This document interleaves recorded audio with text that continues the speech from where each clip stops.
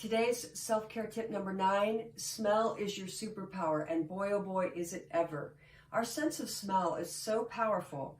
What happens in the brain, so we have the olfactory bulb in the nose, which is what allows us to smell. The olfactory bulb is connected to the amygdala, and the amygdala is in the emotional center of the brain. So when we smell something, it bypasses all the filters and goes straight to the emotional brain.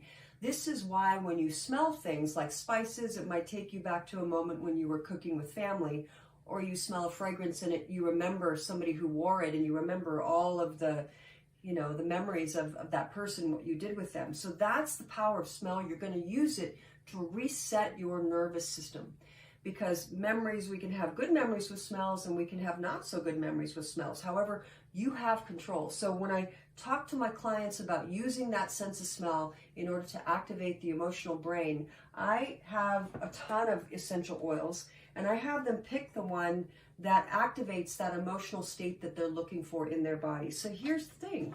For you, if you decide, look, in moments I get stressed out, I want to be able to reset my system quickly, have fun. Find those fragrances that activate those emotional states that you're looking for. So if you want that calm, peaceful, centered place, find a fragrance that activates that. You'll notice as you start to smell different things how it changes the feelings in your body. And it actually changes the chemistry. What's cool about it is that there's 3 different fragrances I wanted to share with you today. 1, peppermint. Peppermint decreases cortisol in your system, so it helps you move from a stress state to a more relaxed state. It also decreases chocolate cravings, which I don't want to do that. I love chocolate, but I just thought I'd tell you. Orange is wonderful for decreasing anxiety, and cinnamon is beautiful for helping you actually focus more.